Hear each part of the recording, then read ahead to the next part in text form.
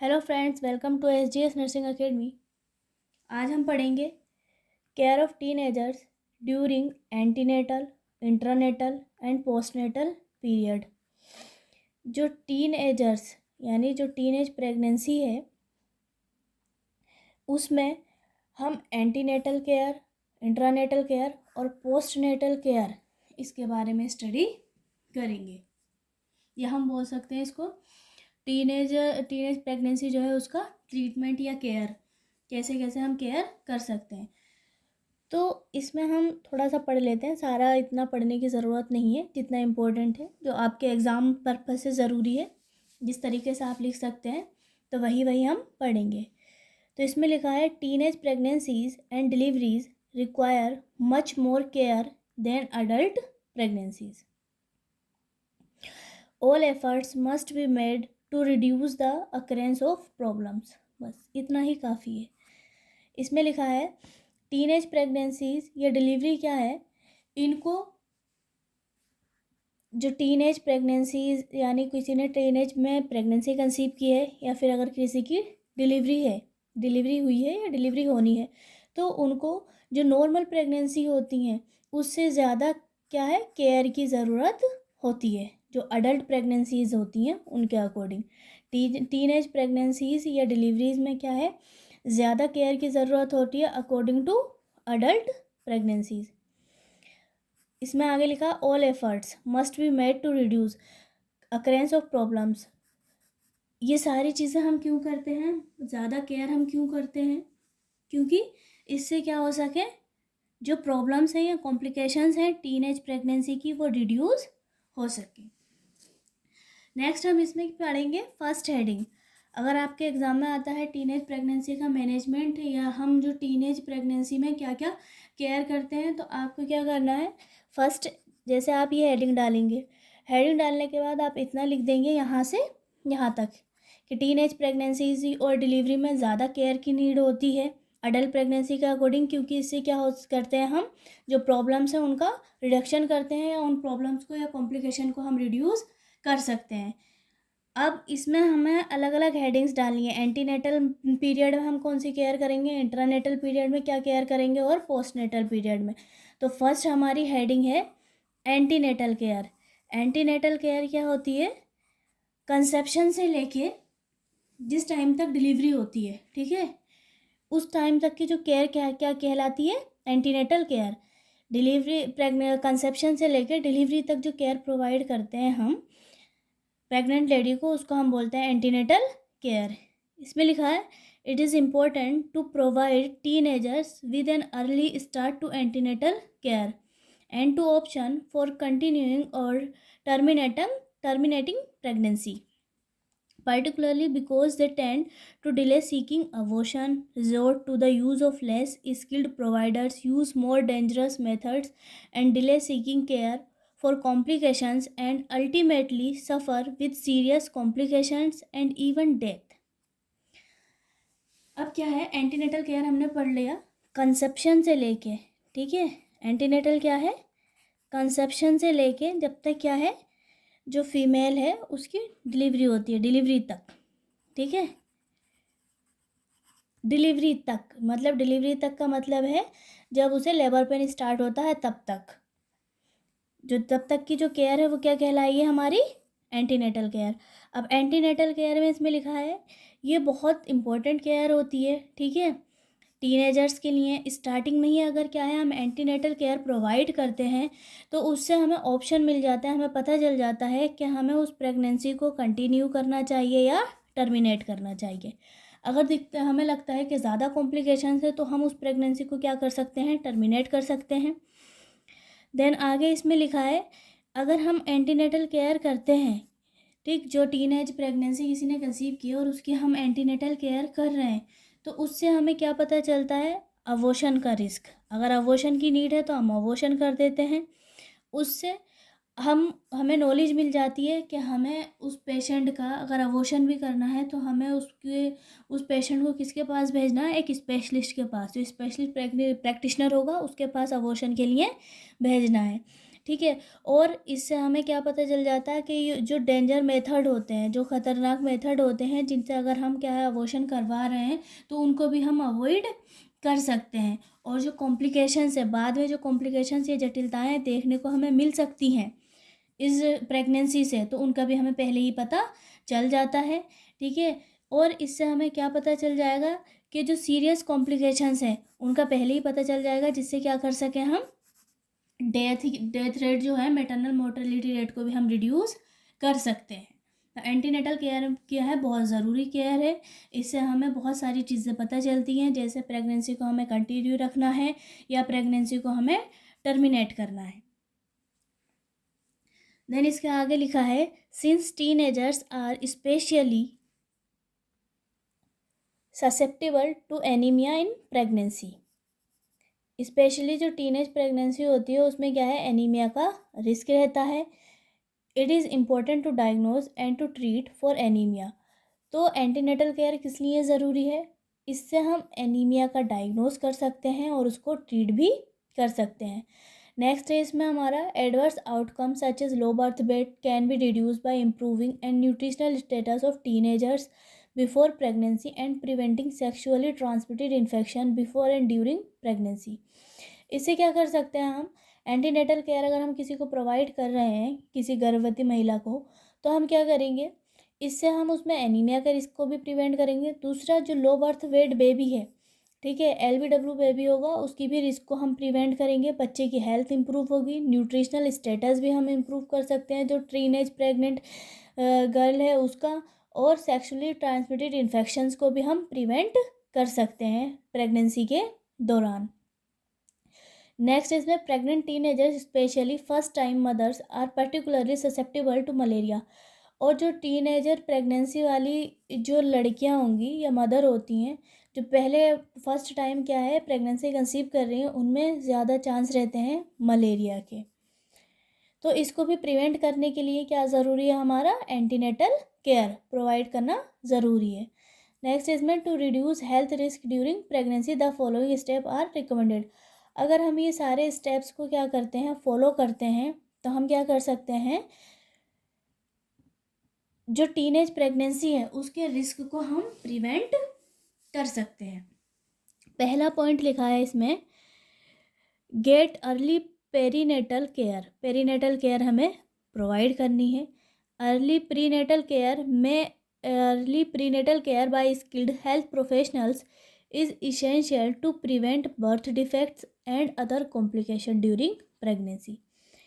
Early prenatal care में क्या होता है, जो स्किल्ड हेल्थ प्रोफेशनल्स होते हैं, ठीक है, वो क्या करते हैं, जो फीमेल है उसके सारे डायग्नोसिस करेंगे, उसकी केयर करेंगे, ठीक है, उसकी इन्वेस्टिगेशंस करते हैं। तो ये जो स्किल्ड हेल्थ प्रोफेशनल्स होते हैं ये ज़रूरी होते हैं, इनके पास जाना ज़रूरी होता है। ठीक है। एंटीनेटल केयर या प्रीनेटल केयर से क्या पता चलता है, हम बर्थ डिफेक्ट को प्रिवेंट कर सकते हैं और अदर कॉम्प्लिकेशंस को भी प्रिवेंट कर सकते हैं प्रेगनेंसी के दौरान। जैसे बर्थ डिफेक्ट में क्या हो सकता है, स्पाइना बाइफिडा की दिक्कत हो सकती है बच्चे में, ठीक है। तो स्पाइना बाइफिडा और भी जो कॉम्प्लिकेशंस हैं, प्रॉब्लम्स हैं, उनकी दिक्कत हो सकती है। तो मदर्स को क्या करना है, स्टार्टिंग में ही फर्स्ट 3 मंथ में क्या है, फॉलिक एसिड देने को, 3 मंथ के बाद आयरन, फॉलिक एसिड और कैल्शियम की टेबलेट जो हम चलाते हैं वो प्रोवाइड करते हैं मदर्स को, जिससे क्या हो, बच्चे में जो बर्थ डिफेक्ट हो हम उनको प्रिवेंट कर सकें और अदर जो कॉम्प्लिकेशंस है प्रेगनेंसी में वो भी हम दूर कर सकें। नेक्स्ट है, stay away from alcohol. Alcohol से दूर रहने के लिए बोलेंगे। ड्रग्स और सिगरेट इनका यूज़ नहीं करें, इसके बारे में एडवाइस देंगे। Alcohol, drugs and cigarettes harm the growing fetus more than the growing teenagers. क्या है, जो बच्चा है, ठीक है, जो फीटस होता है उसमें क्या होता है, जो ड्रग्स एंड सिगरेट्स होते हैं ये ज़्यादा हार्मफुल होते हैं बच्चे के लिए। The pregnant teenagers should avoid this during her antenatal period. तो हम जो प्रेग्नेंट टीनेजर्स हैं उनको एडवाइस देंगे कि वो क्या करें, जो अल्कोहल है इसको अवॉइड करें, अल्कोहल, सिगरेट, स्मोकिंग इनको अवॉइड करें। नेक्स्ट है इसमें, take adequate vitamin and iron rich food. आप क्या कर सकते हैं, जैसे अगर आपको एग्ज़ाम में लिखना हो और आप ये नोट्स बना रहे हैं तो आप क्या करेंगे, जैसे ये है, इसको एक हेडिंग बना ली, पहले ये लिखना है पॉइंट कि हम कुछ जो स्टेप्स को फॉलो करके क्या कर सकते हैं, कुछ जो कॉम्प्लिकेशंस हैं टीनेज प्रेगनेंसी जो है उसकी जो कॉम्प्लिकेशंस हैं उनको हम रिड्यूस कर सकते हैं। तो जैसे पहली हेडिंग हमने क्या लिखा, get early prenatal care, then उसके अंदर ये लिखेंगे। फिर दूसरा जैसे ये लिखा, stay away from all alcohol drugs and cigarettes, second heading ये बना लेंगे हम। अब थर्ड हेडिंग क्या है, take adequate vitamin and iron rich food, ये थर्ड हेडिंग हो गई हमारी। फिर इसके अंदर हम नेक्स्ट लाइन से लिखना शुरू करेंगे। जैसे अब इसमें हम पढ़ लेते हैं, इसमें लिखा adequate vitamin and iron rich food is essential for meeting the physiological needs of growing teenagers as well as for her foetus.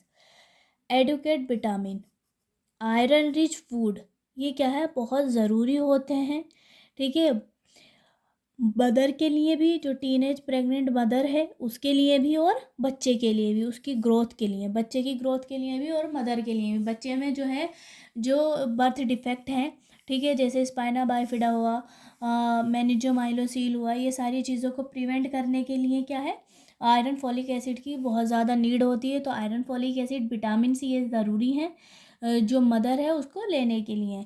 Mother को ये सारी आयरन फॉलिक एसिड की टैबलेट्स, और ये जिस जिस डाइट में आयरन फॉलिक एसिड है इसकी ज़्यादा मात्रा हो, तो ऐसा फूड हम लेने के लिए उसको एडवाइस करते हैं, ताकि माँ में भी क्या है, एनीमिया की कंडीशन नहीं हो। अगर मदर एनीमिया की कंडीशन में चली जाती है तो वो किस में चली जाएगी, एचआरपी में। एचआरपी में मदर में अगर क्या है 11 से, ठीक है, 11 से कम एज भी होता है तो वो किस में चली जाती है, एनीमिया की कंडीशन में। नेक्स्ट है इसमें take adequate rest. Adequate rest क्या है, लेना। इसमें लिखा है pregnant teenager require adequate rest 2 hours in afternoon and 8 hours sleep in the night. रात में 8 घंटे और दिन में 2 घंटे रेस्ट करने की नीड होती है जो प्रेग्नेंट मदर होती हैं उनको, जो टीनेजर्स हैं, टीनेजर्स हो या नॉर्मल हो, उनको इतनी ही नीड होती है रेस्ट करने की। नेक्स्ट है इमोशनल सपोर्ट। क्या करना है, इमोशनल सपोर्ट।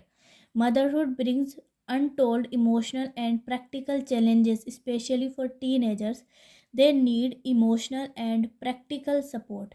मदरहुड पीरियड जब चलता है एक फ़ीमेल के लिए तो उसमें बहुत ज़्यादा इमोशनली चेंजेस आते हैं, इमोशनली और प्रैक्टिकल चैलेंजेस भी आते हैं, और उसमें हार्मोनल चेंजेस आते हैं बहुत सारे मदर में, उसकी बॉडी में चेंजेस आते हैं। तो बोल सकते हैं कि जो मदरहुड पीरियड होता है वो एक जो प्रेग्नेंट महिला है उसके लिए इमोशनली और प्रैक्टिकली बहुत चैलेंजेस होते हैं उसमें, ठीक है। और स्पेशली किसमें, टीनेजर्स में, दे नीड इमोशनली, उनको क्या है इस टाइम पे इमोशनली और प्रैक्टिकल सपोर्ट की नीड होती है कि किस तरीके से वो बच्चे की केयर कर सकते हैं और उनके शरीर में बॉडी में कौन कौन से चेंजेस आ रहे हैं। नेक्स्ट है इसमें इंट्रानेटल केयर। हमने फर्स्ट पढ़ लिया एंटीनेटल केयर, दूसरा है हमारा इंट्रानेटल केयर। इंट्रानेटल केयर में है teenage mother need skilled care during labour and child birth to reduce and manage the occurrence of problems. Proper monitoring of the progress of labour is important to prevent prolonged labour. Intranatal care क्या होती है, antenatal care क्या थी हमारी, जो हमने antenatal care पढ़ी, antenatal care थी कंसेप्शन से लेके कब तक, लेबर, जब तक लेबर स्टार्ट होता है, ठीक है, लेबर पेन या लेबर स्टार्ट होता है तब तक। अब इंट्रानेटल क्या है, डिलीवरी के दौरान वाली, जिस टाइम पे क्या हो रही है, डिलीवरी, जो बच्चा पैदा होने का जो प्रोसेस होता है, ठीक, उस दौरान की जो केयर होती है वो क्या कहलाती है हमारी इंट्रानेटल केयर। डिलीवरी के दौरान में, जिस टाइम पे डिलीवरी हो रही है बच्चे की तब, तो इसमें यही लिखा है टीनेज मदर को नीड होती है, ज़रूरत होती है स्किल्ड केयर की। स्किल्ड केयर मीन्स उसकी अच्छे से केयर की जाए, किसके टाइम पे, ड्यूरिंग लेबर, ठीक है। और बच्चे में भी क्या है, प्रॉब्लम्स ना हो, इसको भी ध्यान में रखना है। तो मदर को किसकी ज़रूरत होती है, अगर जो हम टीनेज प्रेगनेंसी में अगर लेबर के टाइम पे स्पेशलिस्ट की, ठीक है, उनको क्या है, अगर उसकी डिलीवरी हो रही है तो उस टाइम पे किसकी नीड होगी, स्पेशलिस्ट की, जो अच्छे से बच्चे को बर्थ करवा सके। प्रॉपर मॉनिटरिंग करवानी है, लेबर की प्रोग्रेस को कंटिन्यू देखना है और प्रोलॉन्ग्ड लेबर को प्रिवेंट करना है। प्रोलॉन्ग्ड लेबर का मतलब होता है जैसे जो नॉर्मल डिलीवरी का टाइमिंग है उस डिलीवरी से ज़्यादा टाइमिंग हो जाना, ठीक है, टाइम क्या हो जाना, लेबर का ज़्यादा हो जाना, क्या कहलाता है हमारा, प्रोलॉन्ग्ड लेबर। नेक्स्ट हमारा थर्ड है पोस्टपार्टम केयर। पोस्टपार्टम क्या है, एंटीनेटल केयर कंसेप्शन से लेके, ठीक है, डिलीवरी से पहले तक की जो केयर होगी हमारी, antenatal care. Intranatal care delivery के दौरान वाली। पोस्टपार्टम केयर या पोस्टनेटल केयर क्या कहलाती है, डिलीवरी के बाद वाली। डिलीवरी के बाद हम कौन कौन सी केयर प्रोवाइड करते हैं, तो इसमें लिखा है this include the prevention, early diagnosis and treatment of postnatal complication in the mother and her baby. Postpartum care में क्या करते हैं, इसमें क्या इंक्लूड है, हम क्या करेंगे, पोस्टपार्टम केयर किस लिए करते हैं, ताकि जो मदर है और बच्चा है उसमें कोई भी कॉम्प्लिकेशन ना हो, हम कॉम्प्लिकेशन को प्रिवेंट कर सकें, इसलिए हम इसमें अर्ली डायग्नोसिस और ट्रीटमेंट देखते हैं, ठीक है, ताकि अर्ली डायग्नोसिस और ट्रीटमेंट करते हैं ताकि क्या कर सकें हम, कॉम्प्लिकेशंस जो हैं मदर और बच्चे की उनको हम प्रिवेंट कर सकें। इसमें काउंसलिंग की जाती है ब्रेस्ट फीडिंग के बारे में, न्यूट्रिशन के बारे में, कॉन्ट्रासेप्शन के बारे में और बच्चे की केयर कैसे करनी है इसके बारे में काउंसलिंग की जाती है मदर की। The adult mother will require special support on how to care for her self and her baby.